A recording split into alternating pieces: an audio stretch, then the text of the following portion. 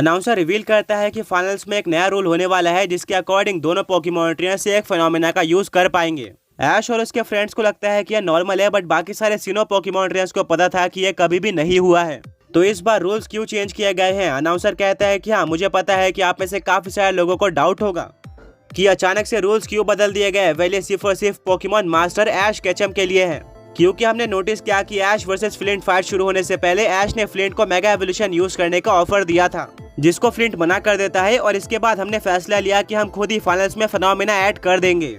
ये सुनते ही सभी लोग पूरी तरह से शॉक हो जाते हैं। कभी भी किसी एक पोकेमॉन ट्रेनर के वजह से रूल्स चेंज नहीं हुए थे, पर अब ऐश एक इतना ज्यादा बड़ा पोकेमॉन ट्रेनर बन चुका है कि उसका एक वर्ड काफी है रूल्स को चेंज करवाने के लिए। ब्रॉक कहता है वाह, इसका मतलब हमें फाइनल्स में मेगा रेक्वाजा या फिर मेगा म्यूटू जैसे पोकेमॉन्स देखने को मिल सकते हैं। मिस्टी कहती है और हाँ, मेगा लाटियोस और लाटियास भी। ओवरऑल ये बैटल काफी ज्यादा औसम होगी। अनाउंसर कहता है फाइनल से पहले सब कुछ एक्सप्लेन किया जा चुका है और अब सारे पोकेमॉन ट्रेनर्स बाहर जा सकते हैं। कल ऐश वर्सेस टोबियास फाइट को देखने के लिए जरूर दोबारा लौट कर आना। सारे पोकेमॉन ट्रेनर्स एक एक करके स्टेडियम से बाहर चले जाते हैं। सारे पोकेमॉन ट्रेनर्स ऐश और टोबियास को बेस्ट ऑफ लक कहते हैं। तभी स्टेडियम के बाहर ऐश को टोबियास मिल जाता है।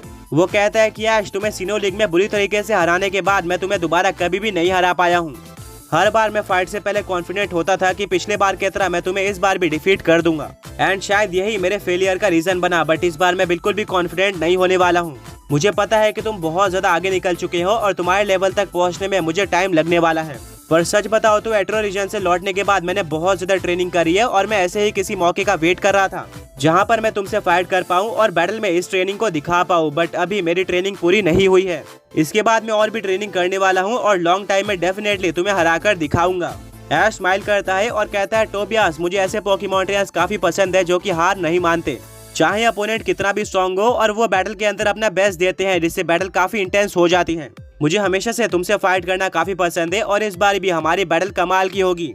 बट हाँ, एक बात याद रखना, मेरे पास ज्यादा टाइम नहीं है और मैं कोशिश करूंगा इस बैटल को क्लीन स्वीप करने का।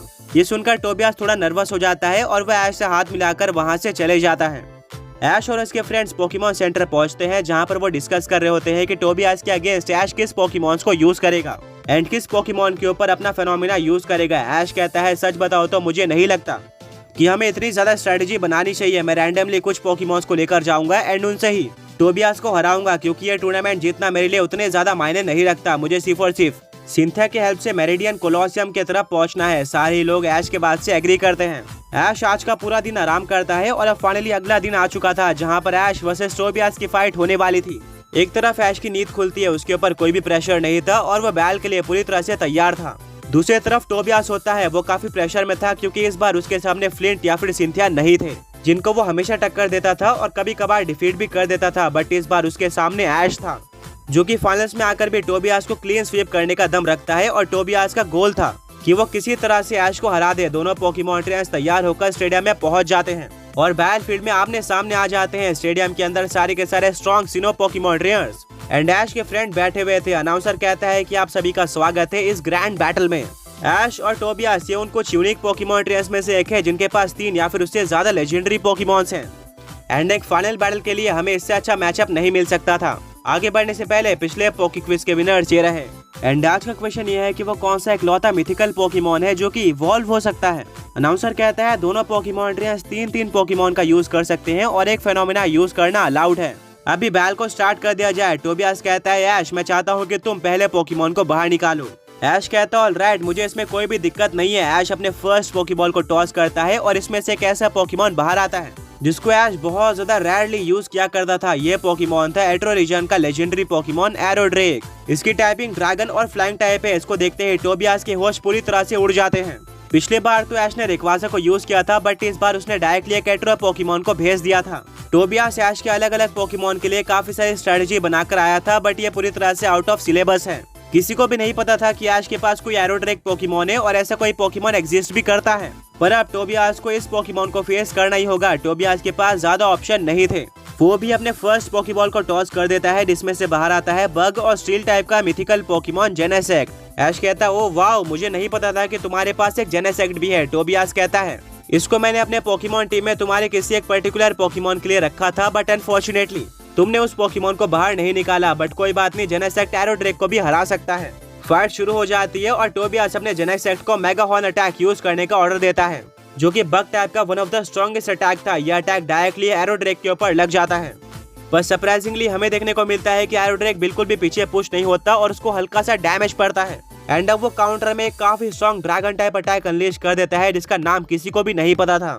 जेनेसेक्ट एक काफी फास्ट पोकेमॉन है, तो वो इस अटैक को डॉज करने की कोशिश करता है, पर यह अटैक भी काफी तेजी के साथ जेनेसेक्ट के ऊपर लग जाता है, जिससे जेनेसेक्ट स्टेडियम के वॉल पर जाकर टकराता है। इम्पैक्ट के जगह पर एक काफी बड़ा डेंट हो जाता है, जिससे पता चलता है कि जेनेसेक्ट को कितना ज्यादा डैमेज पड़ा है। टोबियास कहता है, जेनेसेक्ट क्या तुम ठीक हो? पर जेनेसेक्ट बहुत ज्यादा कमजोर हो गया था। उसकी बॉडी पूरी तरह से शेक कर रही होती है, पर वो टोबियास के लिए किसी तरह से वापस खड़े हो जाता है।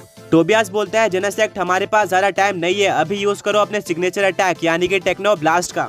जेनेसेक्ट काफी तेजी के साथ एरोड्रेक की तरफ अटैक करने के लिए बढ़ रहा होता है। ऐश कहता है, एरोड्रेक यूज करो ड्रिल पैक अटैक का। दोनों अटैक आपस में टकरा जाते हैं और यहाँ पर ज्यादातर लोगों ने सोचा था कि जेनेसेक्ट का अटैक ज्यादा पावरफुल साबित होगा, क्योंकि उसने कोई नॉर्मल अटैक नहीं बल्कि सिग्नेचर अटैक का यूज किया है।